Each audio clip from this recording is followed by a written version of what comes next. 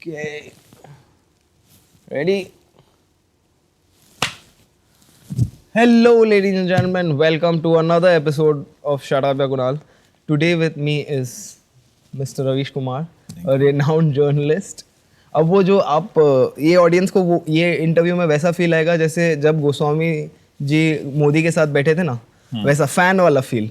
Because मैं आपका बहुत सालों से फैन हूँ, पर मेरे केस में ठीक है बिकॉज मैं जर्नलिस्ट नहीं हूँ. ए शट अप या कुणाल. शट अप या कुणाल. अबे कुणाल चुप ना. शट अप या कुणाल. ए शट अप या कुणाल. या कुणाल. बट ज़्यादा लोगों को आपकी पर्सनल लाइफ के बारे में कुछ नहीं पता. पब्लिक डोमेन में कुछ डालते नहीं है. स्ट्रगल किसी का एक्सक्लूसिव नहीं है. क्योंकि ये सिस्टम की मेहरबानी ऐसी है कि जो सिस्टम है वो आपको इतना तोड़ देता है, आप कहीं भी पैदा ले लो, ये स्ट्रगल से, इस सिस्टम से जूझते जूझते आपका स्ट्रगल हो जाता है, जिससे आप स्ट्रगल करते हैं जिंदगी में. अभी देखिए, पर्सनल लाइफ इसलिए नहीं डालता कुणाल, एक तो आपका शुक्रिया कि हमको कहानी सुनाकर खुद को बेचना तो नहीं है ना. मैं चाय बेचता था, है ना, आ रहा हूँ 20 करोड़ के हेलीकॉप्टर से, मैं कह रहा हूँ मैं चाय बेचता था, LED स्क्रीन लगा दिया, मैं कह रहा हूँ मैं सबसे बड़ा गरीब आदमी हूँ. वो मुझे करना नहीं है. मोदी जी, आखिरी सवाल ये है, आप फकीरों की तरह रहते हैं, आप फकीर अपने आप को बताते. आपको अपने लिए कुछ नहीं चाहिए, एक फकीरी है आपके स्वभाव में. ये कहाँ से आई? क्या आप हमेशा से ऐसे ही थे या धीरे धीरे धीरे धीरे फकीरी आती चली गई? अरे हम तो फकीर आदमी है, झोला लेके चल पड़ेंगे जी.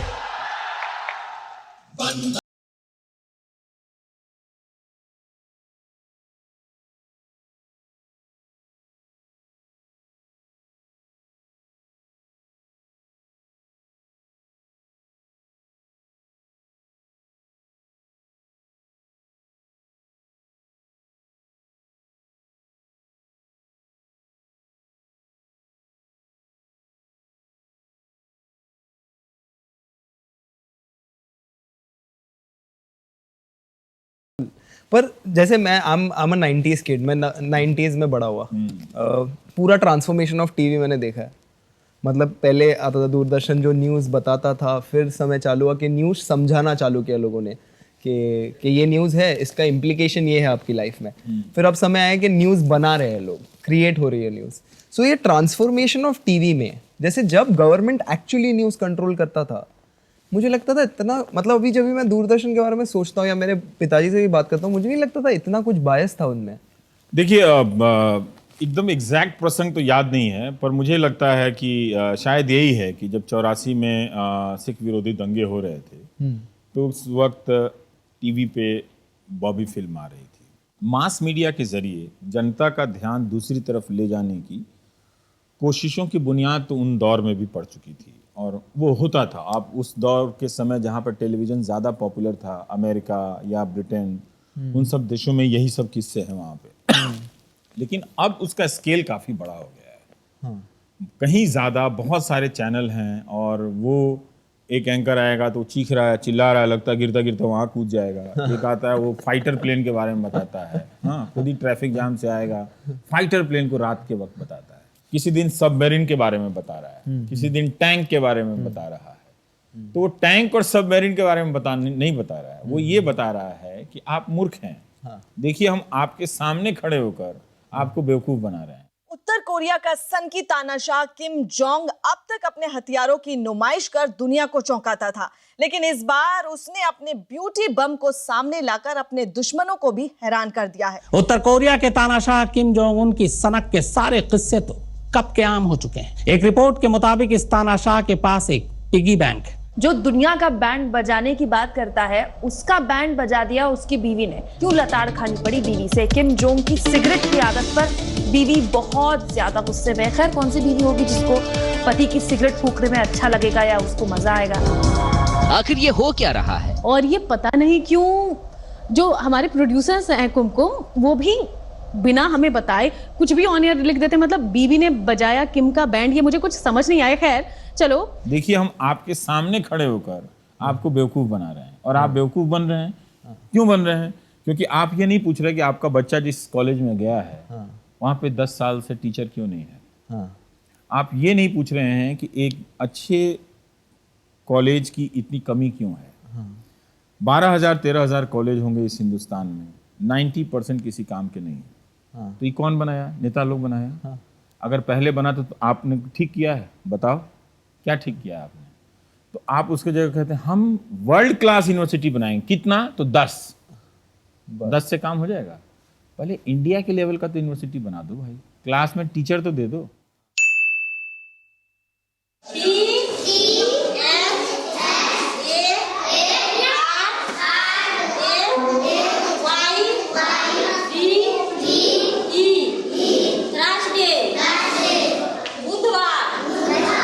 मैडम रोज स्कूल में पढ़ाती हैं, तो स्कूल की स्पेलिंग लिखवा कर भी देखते हैं। स्कूल की छत से मलबा गिरने के बाद अब टीचर हेलमेट पहनकर बच्चों को पढ़ा रहे हैं। यहाँ की इमारत की हालत इतनी जर्जर हो चुकी है कि यहाँ पर बैठे टीचर्स जो अपना काम निपटा रही हैं, उन्हें हेलमेट पहनना पड़ रहा है। देश भर में 5,57,882 सरकारी स्कूलों में बिजली कनेक्शन नहीं है। वहाँ पे बिहार में एक व्यवस्था है, पूरी दुनिया में नहीं है। ओपन चैलेंज है कि आप 3 साल का BA 3 साल में करके दिखाई नहीं सकते। आप चाहे जितने भी ब्रिलियंट हों, क्योंकि वहाँ इम्तहान ही नहीं होते हैं। मुझे लगता था कि ख़त्म हो गया 20 साल में। हमारे समय में तो नहीं होते थे। 3 साल का BA हम 5 साल 6 साल कभी कभी 7 साल में भी करते थे। बहुत लेजर और लग्जरी था, मतलब BA करना। मतलब BA में एडमिशन ले लीजिए तो चाहे दुनिया ग्रेजुएशन कर जाए, हम अभी नहीं करेंगे, हम अपने टाइम से करेंगे। तो व्यवस्था आपको बहुत प्यार करती थी, अपने पास रखती थी ताकि आप सड़ जाए पूरी तरीके से। अभी भी वही हाल है।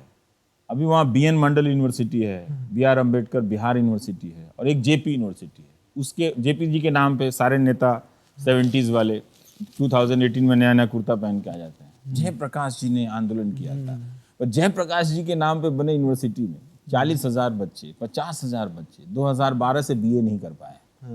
मतलब कभी कभी लगता है ना कि हम लोग फिल्म स्टार होते ना, तो हेलीकॉप्टर से, जैसे नहीं अंत में हीरो आता है हेलीकॉप्टर से बचाने के लिए 10-12 लोग जा रहे हैं और वहाँ BA में फंसे लोगों को हम बचाने जा रहे हैं, बचाओ इन्हें, कम से कम निकालो 3 साल से पहले वरना ये मर जाएंगे। तो ऐसी एक व्यवस्था से निकलकर हम आए। वो व्यवस्था अभी भी है ताकि जब भी अगर गलती से मैं लौटने का फैसला कर लूं तो मैं उस बिहार को मिस न कर पाऊं कि वो बदल गया है। अगर आप अपने बच्चे को फीस देकर बर्बाद होते देखना चाहते हैं तो बिहार के BN Mandal university, Magadh university, BR Ambedkar Bihar university, Jayaprakash Narayan university में तुरंत भेज दीजिए। वहां 3 साल का BA 5 से 7 साल में कराए जाने का फॉर्मूला पेटेंट हुआ है ट्रंप के यहाँ। नौजवान कॉलेज से निकलेगा ही नहीं तो बेरोजगार होकर बाहर घूमेगा कहाँ।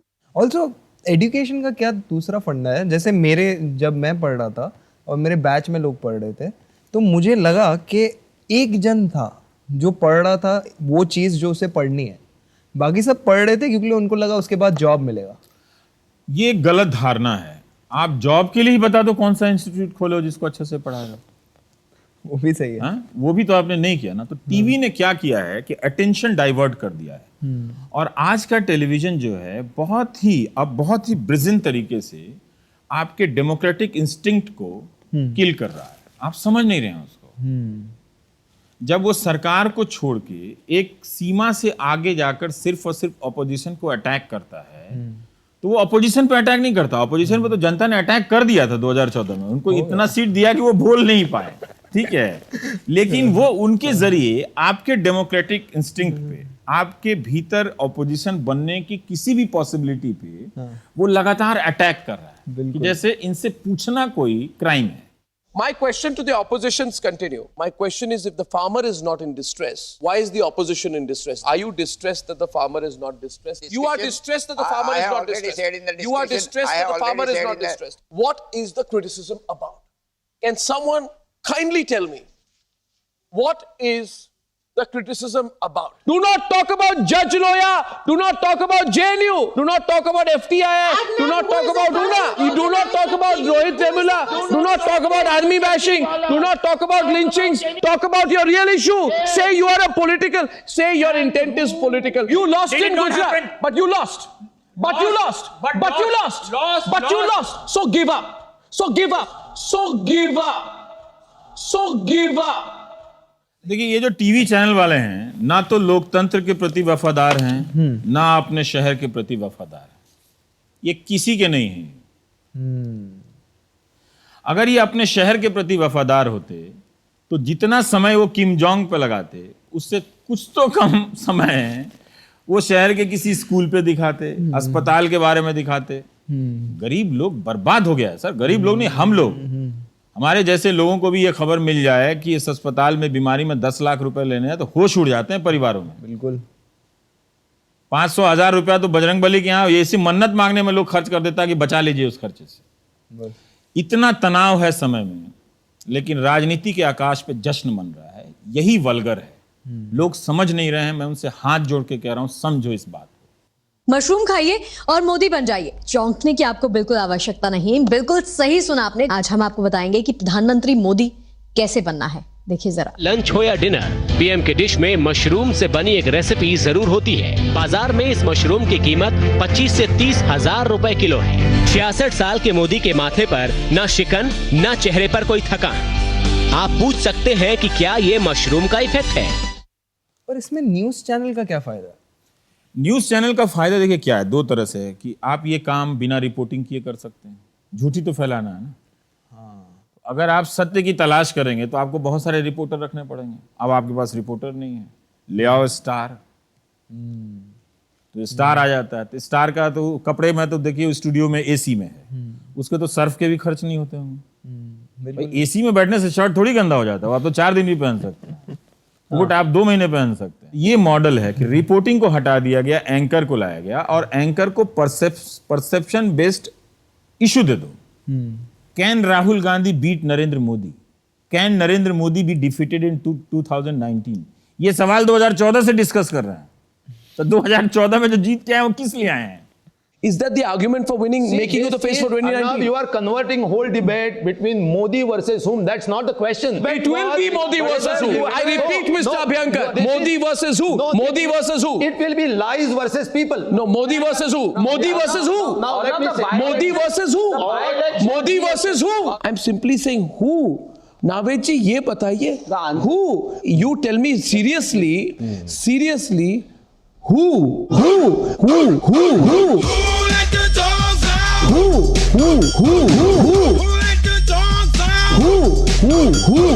फाइनली जाके लोग एक ही चीज देखेंगे, 1 मिनट, एक ही चीज देखेंगे, चेहरा देखेंगे, लीडर देखेंगे, मोदी जी को देखेंगे।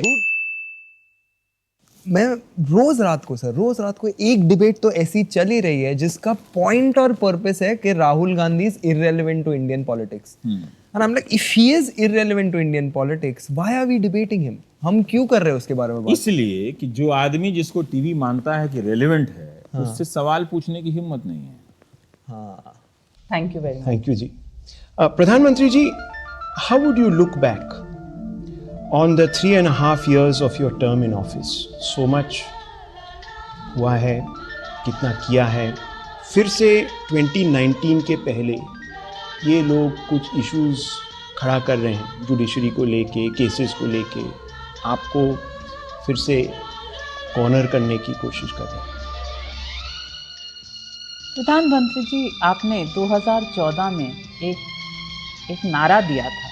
उसमें आपने कहा था कि आप इस देश को कांग्रेस मुक्त भारत बनाएंगे। तो क्या ये कांग्रेस मुक्त भारत आपका साकार हो रहा है? छुट्टी आप कभी नहीं लेते, और मैंने ये सुना है कि जब आप विदेश दौरे पर जाते हैं तो रात में ट्रैवल करते हैं, कहीं आप रात में रुकते नहीं हैं, हवाई जहाज़ में आप अपनी रात बिताते हैं। इतनी एनर्जी आप कैसे लेकर आते हैं? क्योंकि आपकी उम्र में बाकी लोग शायद कल्पना भी नहीं कर सकते। और आज आपकी एनर्जी ऐसी है कि कोई देश के जो युवा हैं उनको भी शायद शर्म आ जाए। जो आखिरी सवाल मैं आपसे पूछना चाहता हूँ, आप क्या चाहेंगे इतिहास आपको कैसे याद रखे?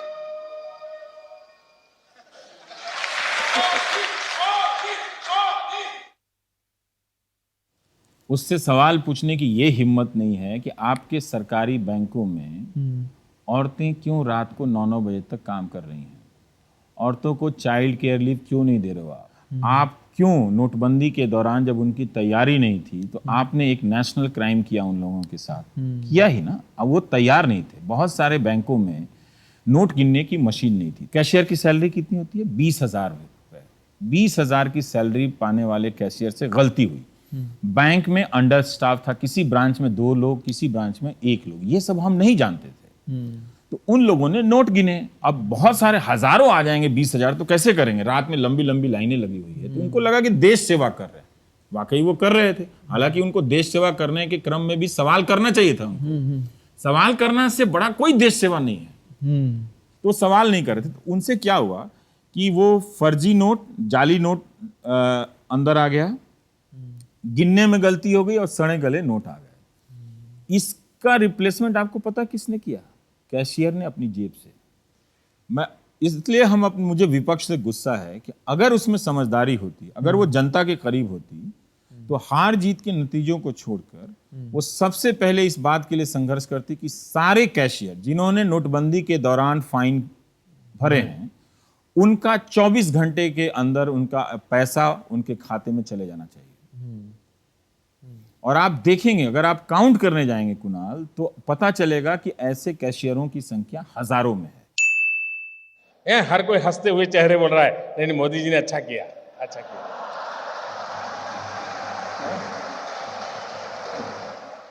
गलत कौन है? जो न्यूज़ क्रिएट कर रहा है, वैसी जो ऑडियंस लैप अप करे, या ऑडियंस जो लैप अप कर रही है, या आप जो नहीं सरकम कर रहे हो ये एनवायरनमेंट को? जो आपने बोला कि मैं सिर्फ मुद्दे की बात करूंगा, एक है बोल रहा है कि मुझे ऑडियंस चाहिए, टीआरपी चाहिए। तो चैनल चलाना तो बिल्कुल आसान नहीं है। नहीं, आसान नहीं है, बिल्कुल आसान नहीं है। बहुत टफ है। और आई एम श्योर कि हमारे यहाँ भी बहुत टफ सिचुएशन से लोग गुजरे हैं। और क्योंकि हम लोगों को ये सब टीआरपी वगैरह नहीं दिखाई जाती है, पर देख के तो लगता है कि पहले जितने लोग काम करते थे अब नहीं है। तो दुख होता है थोड़ा सा कि उस जगह का इतना वाइब्रेंट जगह था, जिसको जो करना है वो अपना कर रहा है उस तरह से। और जो मार्केट फोर्सेस के लोग हैं वो बहुत प्रेशर में आ गए हैं। तो जो हमारे उद्योगपति हैं, इनको टाइकून कहते हैं, बड़ा शेर बन के फोटो खिंचाते हैं सब। इनकी स्थिति कारकुन जैसी है। कारकुन मतलब प्यादा। हाँ, वो फोटो $1 बिलियन के हैं, फोर्ब्स में आ गए हैं, लेकिन हुजूर के सामने बोलने की हिम्मत नहीं है। एक पत्रकार बोल रहा है तो चलो भाई इसको हटा दो। मैं कह रहा हूँ कि बोलने वाले या सवाल करने वाले पत्रकार क्यों हटाए जाते हैं? क्यों सुनना पड़ता है कि तुम ये मत बोलो नौकरी चली जाएगी, तुम प्रधानमंत्री के बारे में मत बोलो नौकरी चली जाएगी? क्या हमारे प्रधानमंत्री इसलिए वहां शपथ लेके गए कि मेरी नौकरी चली जाए? जिस दिन चली जाएगी पता मैं क्या करूंगा? टी शर्ट पहनूंगा, लिखूंगा प्रधानमंत्री के द्वारा हटाया गया भारत का पहला पत्रकार, वही पहनूंगा जिंदगी भर। पर वो खुद भी तो नहीं लेते होंगे नौकरी। वो उनके इर्द गिर्द जो लोग हैं वो स्ट्रेस में आके, जो पावर का सिस्टम बनता है ना, और जो कल्चर बनता है ना, उसकी रिस्पॉन्सिबिलिटी एक जगह जाकर फिक्स होती है। वो प्रधानमंत्री ठीक है ना? नहीं, प्रधान सेवक है वो। हाँ, नहीं, वो तो प्रथम सेवक तो नेहरू जी ने कहा था, उनका कोट नहीं है ये। हाँ, यहाँ पे कुछ नेहरू का लिखा हुआ है कि लोग मुझे भारत का प्रधानमंत्री कहते हैं, लेकिन यह अधिक उचित होता यदि वे मुझे भारत का प्रथम सेवक समझते। ऐसी कोई बात आजकल तो नहीं कर रहा है। तो प्रथम का एक समानार्थी शब्द, पर्यायवाची शब्द प्रधान भी होता है, आप कह सकते हैं। ठीक है, उसमें क्या है?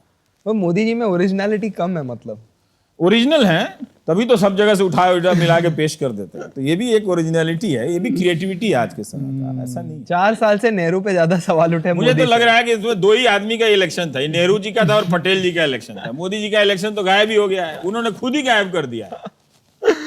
ये देखिए कमाल की बात है, कांग्रेस के लोगों के पास कुछ भी नहीं होता है तो सुबह से उठ के नेहरू नेहरू नेहरू। कोई है? आरती की थाली लाओ रे, लाओ आरती की थाली लाओ प्लीज। ओम जय नेहरू से मैं करूंगा अभी के बारे में और जूनागढ़ के बारे में और हैदराबाद में आरती तो कर रहा हूं, खिलाफ कहां बोल रहा हूं? क्या बताइए सर, मैं आरती कर रहा हूं नेहरू जी की। ये पसीना पोंछ के खाली ओम जय जगदी नेहरू हरे।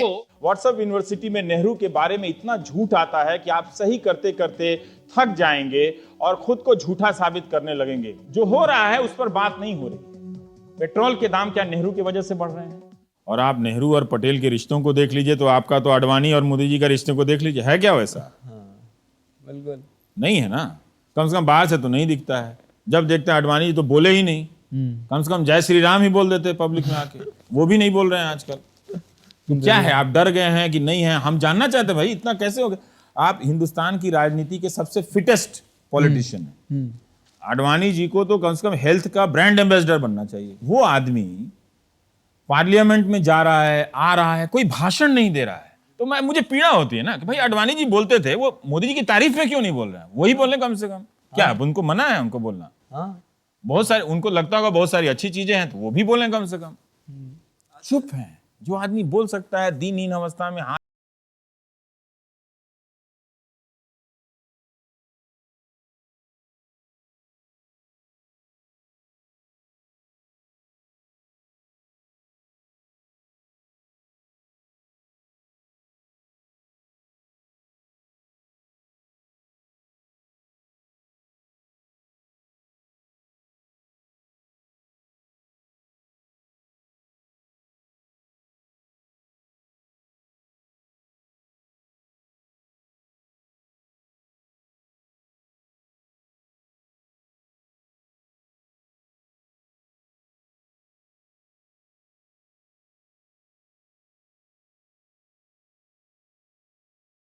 स्वीकार करना चाहते हैं। मैं नहीं करना चाहता। मैं नहीं करना चाहता। मैं उनकी राजनीति से सहमत हूं या नहीं हूं, ये मेरा विषय नहीं है।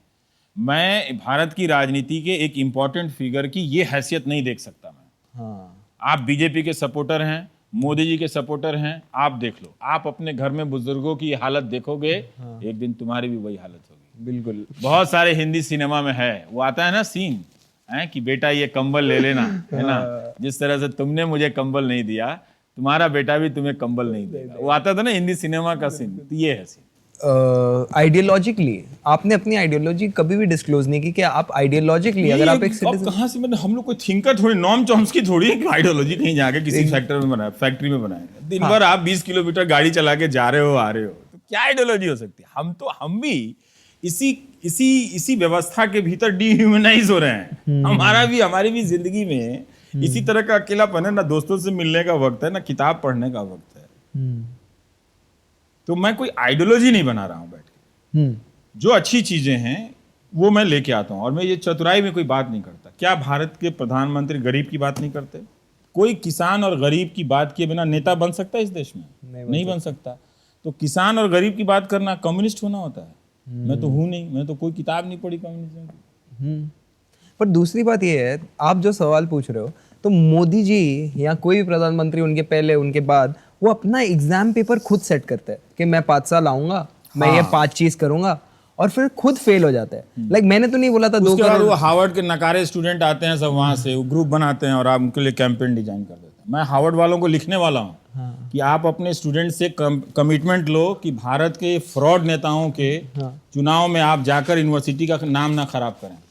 अगर वहां के लड़के इतनी अच्छी पढ़ाई पढ़ने के बाद ये क्रूक्स, फ्रॉड, माफिया लोगों को चुनाव जिताएंगे, और ऐसे लोगों को चुनाव जिताएंगे जो कम्युनलिज्म फैला रहे हैं, तो उस यूनिवर्सिटी की पूरी विरासत खत्म हो जाएगी।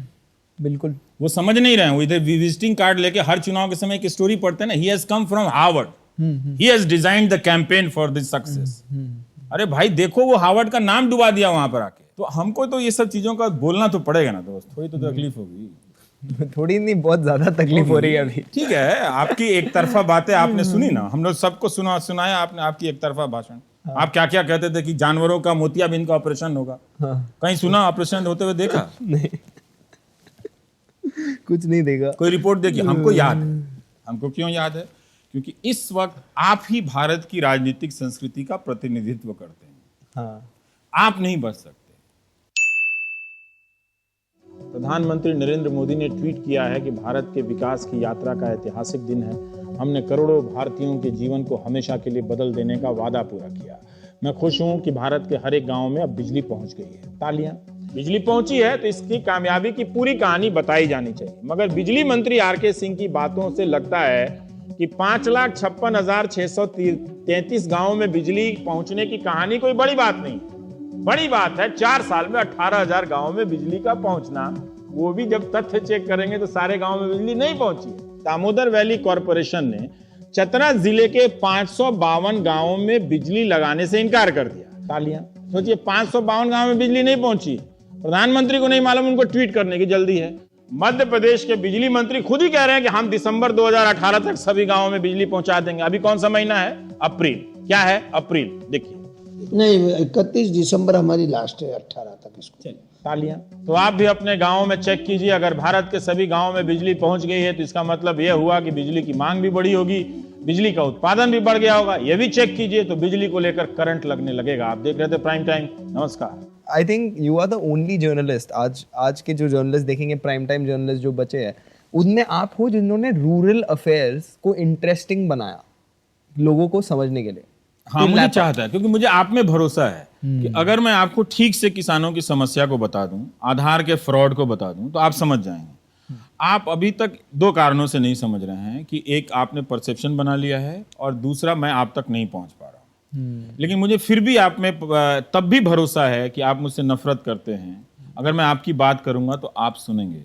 जब मैं नौकरी सीरीज कर रहा था और बैंक सीरीज कर रहा था, तो मैंने कहा भाई देखिए, ऐसा है कि मेरे पास रिसोर्स नहीं है, और ये मैं अपने दर्शक को टीवी पे बोलता हूँ कि मेरे पास रिसोर्स नहीं है करने का, मेरे पास कोई सेक्रेटेरिएट नहीं है कि आप 3000 मैसेज भेज देंगे तो मैं पढ़ लूँगा। लेकिन मैंने सबके मैसेजेस पढ़े, तो लोगों ने, बहुत सारे लोगों ने लिखा कि आप हमें माफ़ कर दीजिए, हम आपसे नफरत करते थे। एक बैंकर ने लिखा कि मुझे इतनी शर्मिंदगी हुई कि अपनी खराब व्यवस्था, हालत के बारे में मुझे उस व्यक्ति के जरिए सुनना पड़ा जिससे मैं सबसे ज्यादा नफरत करता था, जिस एनडीटीवी को मैं अपने घर में चलने नहीं देता था, और जिस रवीश कुमार का नाम कहीं आता तो मैं डिलीट कर देता था। मैं बड़ा रोया हूं कि उसके प्रोग्राम में मैं अपनी जिंदगी की व्यथा देख रहा था। तो मैं शर्मिंदा हूं और आपसे माफी चाहता हूं। आज से मैं किसी को भी सपोर्ट करूं, अंधभक्ति नहीं करूंगा। मैं यही कहता हूं, मैं आपके सपोर्ट करने के चॉइस में दखल नहीं दे रहा, क्योंकि आप अब भारत की राजनीति में फंस गए हो। गिरना आपको गड्ढे में ही है, तो मैं उसमें आपका कुछ नहीं कर सकता। कुआं खाई है ना, कुआं खाई, गिरना तो आपको दोनों तरफ खाई में है। आपकी नियति यही है। इन राजनीतिक दलों ने जो तंत्र बनाया है ना पीछे, वो और हम और आप कुणाल देखना नहीं चाहते, इसलिए कि जिस दिन आप देख लेंगे रात भर नींद नहीं आएगी। क्या क्या पास हुआ विपक्ष को पता नहीं चला, मीडिया को समझ नहीं आया। राजनीतिक दलों ने अपने लिए कॉरपोरेट चंदे का बढ़िया इंतजाम कर लिया। आप ये मत समझिए कि सरकार ने राजनीतिक दलों को चंदा देने के लिए आधार नंबर अनिवार्य कर दिया, ऐसा नहीं है। वहां तो चंदा देने वालों की पहचान गुप्त रखने का इतना अच्छा प्रयास हुआ है कि पूछिए मत। नए संशोधन के अनुसार कॉरपोरेट अब कुल मुनाफे का 7.5% से भी अधिक चंदा दे सकते हैं, यानी 7.5% तक ही चंदा देने की सीमा अब समाप्त कर दी गई है। पहले बताना पड़ता था किसे चंदा दिया, अब नहीं बताना होगा। क्या आपने सोचा है कि अगर कोई कंपनी अपने मुनाफे का कुछ भी हिस्सा चंदे के रूप में किसी राजनीतिक दल को देने लगे तो उसके क्या खतरे होंगे, आप पर उसका क्या असर पड़ेगा? बताना पारदर्शिता है या छिपाना पारदर्शिता है? डिक्शनरी भी तो चेंज करवानी पड़ेगी। सर, दो चीज पूछनी है आपसे। एक तो ये है कि आपने तो बहुत बार इंटरव्यू के लिए पूछा हुआ है पीएम को, एक भी बार नहीं पूछा आपने? मिलेगा ही नहीं। क्यों नहीं मिलेगा? सबको तो मिल रहा है। कौन मिलेगा? उनके प्रवक्ता नहीं आते तो उनसे पूछने का क्या मतलब? वो क्या सबको देते हैं इंटरव्यू? सबको तो नहीं देते हैं। मैं ईमेल एक्सचेंज करके इंटरव्यू नहीं करने वाला। हाँ, आप मिलके करना चाहते हो?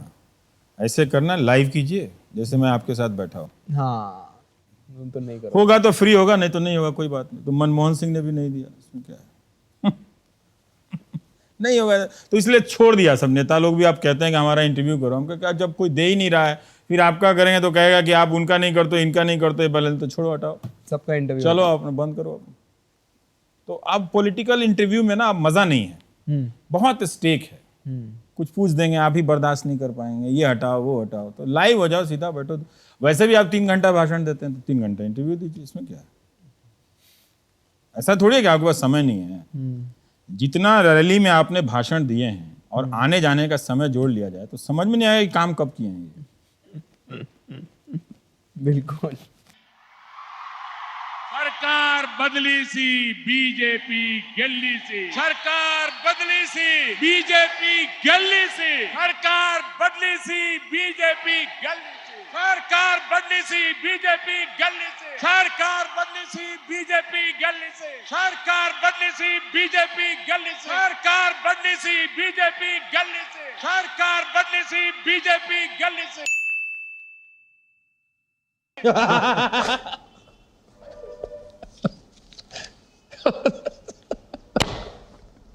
was no need for that. There was no need for that. There was no need for that. Respect. Respect.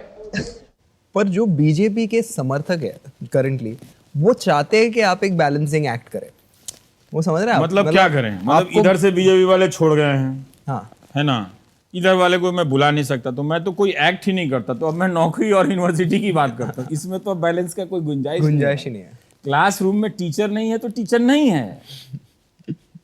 वो नीतीश कुमार के कॉलेज में भी नहीं है, वो पंजाब में भी नहीं है, और वो शिवराज सिंह चौहान का भी नहीं, और नरेंद्र मोदी जहाँ पे 12 साल मुख्यमंत्री रहे वहां भी नहीं है। पर आप ब्रांड हो जाते हो इसमें, है ना? मुझे उसकी चिंता नहीं है। मैं जब तक स्टैंड ले रहा हूँ और सही बोल रहा हूँ, जो बोल रहा हूँ वो सही बोल रहा हूँ कि नहीं, बिल्कुल, तब तक मैं ठीक हूँ मेरे हिसाब से। बीजेपी के सांसद विनय कटियार ने कहा है कि हिंदुओं को मंदिर के लिए शहादत देनी पड़ेगी, तैयार रहना पड़ेगा। उस कटियार साहब ने, आपको याद है कि कब कहा कि हिंदुओं के पढ़ाई लिखाई के लिए अस्पताल और अच्छे कॉलेज खोलने के लिए हम प्रतिनिधि शहादत देने के लिए तैयार हैं, कहीं खुलवाया है? भारत में हर घंटे एक छात्र के आत्महत्या करने की खबर आती है। इस मुल्क में 3 साल में 26,500 छात्र आत्महत्या कर लें, उस मुल्क में सांसद ये कहें कि मंदिर के लिए हिंदुओं को शहादत देनी होगी, तो आप तय कीजिए कि आपको किस लिए शहादत देनी है। आप पूरे मीडिया का रूल तोड़ दीजिए कुणाल। हाँ। ट्रैफिक लाइट से लेकर हर चीज हटा दीजिए। अब मुझे कहिए कि मैं लेन में आऊंगा, कौन सा लेन है भाई? कौन सा लेन है मेरे लिए? आप तो मेरे शो में नहीं आके मैं बैलेंस कर दूं। किस चीज का बैलेंस? आपके झूठ का बैलेंस मैं किस चीज से बैलेंस करूंगा? आपके झूठ का बैलेंस तो इसी बात से होगा ना कि आपको एक्सपोज कर दिया जाए। एग्जैक्टली। तो मेरे एक्सपोज करने से आपको तकलीफ होती है, क्योंकि वो इंजेक्शन होता है, दर्द होता है। तो लोग कहते हैं नहीं, आप थोड़ा बैलेंस कर देते, यानी आप इंजेक्शन को इधर से निकाल कर उधर किसी और को लगाओ, यार मुझे छोड़ दो कुछ दिनों के लिए। हम इस नशे में रहना चाहते हैं, इंडिया का नाम हो गया है। हम लोग पहली बार INDIA लिखना सीखे, उसके पहले हम लिखना भी नहीं जानते, यही आके सिखाए हैं। कहीं ऐसा तो नहीं कि प्रधानमंत्री मोदी से लेकर त्रिपुरा के मुख्यमंत्री बिप्लब देब तक के बयानों में कोई पैटर्न है? नौजवान टीवी खोलता है कि नौकरी पर चर्चा कहीं हो रही होगी, मगर वो विप्लवी बयानों में छिपी हुई हंसी के सामने लोटपोट होकर मदहोश हो जाता है। फिर आया कि युवा राजनीतिक दलों के पीछे एक सरकारी नौकरी के लिए वर्षों दौड़ते रहते हैं। अगर वे पान की दुकान खोल लेते तो बैंक में 5 लाख रुपए होते, यही बात वो अपने मैनिफेस्टो में कह देते। प्रधानमंत्री ने पकौड़ा तलने को रोजगार ही कहा, मगर पान बेचने के साथ 5 लाख का हिसाब भारत की राजनीति में सबसे पहले बिप्लब बाबू ने दिया है। उन्होंने यह भी कहा कि 50 रुपए लीटर दूध है, कोई ग्रेजुएट एक गाय पाल ले जो नौकरी के लिए 10 साल से घूम रहा है, तो 10 साल गाय अगर पाल ले तो उसके बैंक में 10 लाख का बैलेंस हो गया। अब ये देखिए 15 लाख का हिसाब आ गया ना आपके खाते में, एक पान की दुकान और एक गाय, तो आगे 15 लाख। यह है इनकी नौकरी का प्लान। इंटरनेट पे आप कुछ डालोगे तो लोग आपके सपोर्ट में आएंगे, फिर उनको लोग पकड़ पकड़ के गालियां देंगे कि इसका काम क्यों देखता है, तू भी नक्सली है, तू भी ये है, तू भी वो है, कम्युनिस्ट है, ये इसका समर्थक है, ये उसका समर्थक है। तो वो आगे से आपको सपोर्ट करने नहीं आएंगे ओपन में, वो DM में सपोर्ट करेंगे। बहुत सारी लड़कियां जब इंटरनेट में आई थी, तब मेरा मधु त्रियन से इंटरव्यू हुआ था, तब मैंने कहा था कि बेस्ट पार्ट ये है कि इसमें ऐसी लड़कियां जो पहले कभी नहीं बोल रही थी वो अब बोलने लगी हैं, तो हमारा डेमोक्रेसी वाइब्रेंट हो रहा है। और पब्लिक स्पेस में 2 चीज़ें देखी, क्योंकि मैं हिंदी बेल्ट से आता हूँ, तो वहाँ पे फर्स्ट टाइम देखा कि लड़कियाँ पॉलिटिकल एक्सप्रेशन दे रही हैं, लिख रही हैं और अपने आप को एक्सप्रेस कर रही हैं। आप उसको कह सकते हैं कि अपने बीइंग को एक्सप्रेस कर रही हैं, अपनी सेक्सुअलिटी को एक्सप्रेस कर रही हैं और अपने चॉइसेस को एक्सप्रेस कर रही हैं। तो मुझे बड़ा अच्छा लगा कि सिर्फ वही नहीं कि आज वो दिवाली है और दिए की याद आ रही है, उस टाइप से नहीं, और अपने इंटेलेक्ट को बहुत ऐसे काबिल और बहुत बेहतरीन लड़कियों से मैं मिला, मतलब वो बहुत ही प्रतिभाशाली लड़कियों से। इसकी वजह से मेरी दोस्ती हुई कि क्या लिख रही हैं सब, मतलब कमाल की राइटिंग है, इतनी अंडरस्टैंडिंग, बिहार यूपी से आने वाली लड़कियां, और इतना कैसे ये सब चेंज हुआ है, इतनी अथॉरिटी नॉलेज पे। तो बहुत कुछ सीखा उन लोगों से, उनके नॉलेज का इस्तेमाल भी किया। वो मतलब मेरी जर्नी में सब पार्टनर हैं, तो मैं बहुत प्रभावित हुआ कि इंटरनेट ये कमाल कर रहा है। लेकिन धीरे धीरे अब मुझे ये पड़ता है कि जो मेट्रो की लड़कियां वो ये लिख रही हैं कि हम मेन जगह पे कमेंट नहीं करते हैं, इनबॉक्स में कर रहे हैं, क्योंकि ये आपने जैसा कहा तो बहुत इसकी शिकार सबसे ज़्यादा लड़कियां हुई हैं। तो मेरा ये सवाल है कि इतनी मुश्किल से मतलब हिंदुस्तान की लड़कियों ने अपने लिए स्पेस हासिल की है, क्या वो गली में ऐसा गुंडा देखना चाहेंगी जो उनके निकलने पे देखता रहे, हाँ। उनके आने जाने का हिसाब रखे, या सोशल मीडिया पे वो ऐसा गुंडा चाहेंगे? ये फैसला लड़कियों को करना है कि क्या वो ऐसी राजनीतिक संस्कृति चाहती हैं कि वो किसी के बोलने पे, मेरी कोई बात पसंद आ जाने पे कोई तीसरा आदमी आईटी सेल में बैठ के उन्हें गंदी गंदी गालियां दे, बदनाम करे। क्या भारत की लड़कियां ये चाहती हैं? मुझे नहीं लगता कोई लड़की ये बर्दाश्त करेगी। अगर आप लड़कियों को पब्लिक स्पेस से हटाओगे तो हम जानवर हो जाएंगे। बिल्कुल। इसलिए हमारे अच्छे होने के लिए जरूरी है कि बहुत बड़ी संख्या में लड़कियां आएँ और हमसे ओवर पावर कर लें हम लोगों को, और वो ज़्यादा बोलें, अलग अलग बातों की वैरायटी हो, तो हम अच्छे होंगे। पर जो आपके ट्रोल्स है उनको तो एक मैसेज आपको देना ही चाहिए कि क्या बोलना चाहेंगे आप उनको? देखिए, ट्रोल्स को मैं यही कहता हूँ कि आप पॉलिटिकल पार्टी के द्वारा इस्तेमाल किया जा रहा है, और अगर आप बीजेपी में ट्रोल्स हैं, मैं कहता हूँ बीजेपी का कार्यकर्ता बनिए। उनका कार्यकर्ता बहुत अच्छा है। आप देखिए, अगर कोई सरकार इस वक्त खराब काम करती है तो कार्यकर्ता गली में खड़ा है चाय की दुकान पे, उसको 100 लोग जाके बोलते जाते हैं, क्या कर दिया तुम्हारी सरकार ने, सुनता है, उसमें सहनशीलता आती है। तो कार्यकर्ता बहुत अच्छा होता है। सैडली कि पॉलिटिक्स में कुणाल कार्यकर्ताओं के दिन खत्म हो गए। हम इंटरनेट पे गाली वालों देने वाले कार्यकर्ताओं का कोई भविष्य नहीं है। अगर कोई कार्यकर्ता किसी पार्टी में है तो उसे पहले पता कर लेना चाहिए उसका कोई भविष्य है कि नहीं, क्योंकि सारा मजा आईटी सेल वाले लूट रहे हैं। पावर में आने के बाद भयंकर चिल्ड एसी में बैठे हुए हैं। बेचारा कार्यकर्ता तब भी धूप में था, आज भी धूप में। ये कांग्रेस के कार्यकर्ता की भी सच्चाई है, ये मोदी जी के बीजेपी के कार्यकर्ता की भी सच्चाई है। बट बहुत ही अच्छा लगा आप आए मुझसे मिलने। Thank you so much for coming. और आपने एक नई बुक लिखी है जो मैं अर्ज करके इनको बोल के आया हूँ कि ये प्रमोट करके, Ravish Kumar, the free voice, और the link will be in the description, please buy the book. और ये अंग्रेजी में है। मतलब मैं वही परसेप्शन ऐसा बन जाता है, जब मैंने फेसबुक पे डाला तो बहुतों ने कहा कि क्या ये किताब इंग्लिश में है कवर के साथ। ऑफ कोर्स इंग्लिश में ही है पर मैंने अनुवाद किया है किसी ने, तो मुझे तो अंग्रेजी आती नहीं। Thank you so much sir for coming. चलिए सर, आपकी ओनली कॉपी मैं आपको वापस दे देता हूँ। मैं अपनी वाली भी इंटरनेट से मंगा लूंगा। ए शट अप या कुणाल, शट अप या कुणाल, अबे कुणाल चुपना, शट अप या कुणाल, ए शट अप या कुणाल, या कुणाल। मेरा तो कोई दिन और कोई घंटा ऐसे नहीं गुजरता जिसमें मेरे दोस्त ये ना कहते हैं तुम्हारी तो नौकरी चली जाएगी। हाँ, तुमको तो मोदी जी नहीं छोड़ेंगे, भले मोदी जी हमको जानते ना हो, जानते तो हैं वैसे हमको नहीं जाने तो किसको जानेंगे। Damn, it feels good to be a gangster. A real gangster ass nigga plays his cards right. यहाँ लॉजिक के बदले में सोचा मिलता है, वो खोले जो उसको ऑरेंज लड्डू मिलता है। यही देश नहीं जुमलों की रेस है, इसमें सच नहीं किया कैमोफ्लेज फेस है। देखो मैंने अब सवाल करने छोड़ दिए हैं, मैंने तेज भागने को नई जूते लिए हैं, मेरे सारे सपने धीरे धीरे मर रहे हैं। सियाचिन में हमारे जवान लड़ रहे हैं। तालियां।